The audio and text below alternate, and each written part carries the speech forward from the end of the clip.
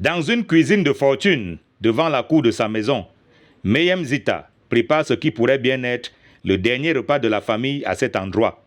Ses enfants et elle ont été sommés de quitter les lieux. On a seulement dit qu'il faut que nous tous on sorte. On a même pleuré que si on veut qu'on sorte, on montre-nous l'endroit on peut partir avec les enfants. Donc depuis là, ils n'ont rien dit. Mère de 11 enfants, Meshi Melvis vit le même cauchemar. Sa maison est sur le point d'être détruite. On demandait qu'on nous casse comme ça, qu'on part où? On part parce qu'on a vendu quelques terrains qu'on a besoin pour venir construire une première maison ici. Avec 11 enfants, il vit où, comment? Tous les parents sont morts, ils restent avec tous les enfants. Il fait comment avec les 11 enfants? Et les enfants de mon cousin, les femmes de mon cousin ici, là. La croix de Saint-André a été apposée sur plusieurs maisons au quartier Mvogbeti à Yaoundé, précisément à Eba Mvogbeti, au niveau de la ferme avicole. La croix annonce l'imminence des destructions, toute chose qui donne des insomnies aux habitants dont certains sont des déplacés internes. Ils ont fui la crise dans le Nozo pour trouver refuge ici. On avait les familles qu'on a seulement fui à Bamenda pour venir ici. Mais maintenant, on a nous dit qu'on nous quitte ici, mais on ne connaît pas là où on va partir pour habiter. Mais l'installation à Eba Mvogbeti ne se serait pas faite de manière gratuite.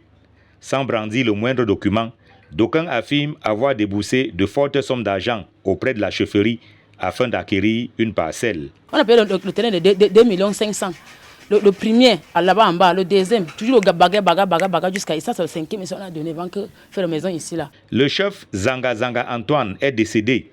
À la chefferie d'Eba Mvogbeti, où trône désormais Sa Majesté Tsala Zanga Charles, l'on brandit des documents assortis de plans de localisation indiquant que plus de 15 hectares de terrain avaient été rétrocédés à la famille Eba depuis le 17 mai 2024 par le MINCAF. La chefferie confirme également avoir cédé des parcelles à quelques-uns des occupants actuels. À l'époque, c'était la ferme de Mvogbeti. Elle a été rétrocédée à la famille Eba, représentée par Zanga Antoine. Une partie de cette population a acquis leur terrain à la famille Zanga. Les autres sont au gré à gré avec l'État. L'on annonce pour bientôt la construction sur le site d'une usine de décharge et de traitement des ordures. Approchée afin d'avoir sa version des faits, la mairie de la ville de Yaoundé n'a pas souhaité répondre à notre sollicitation.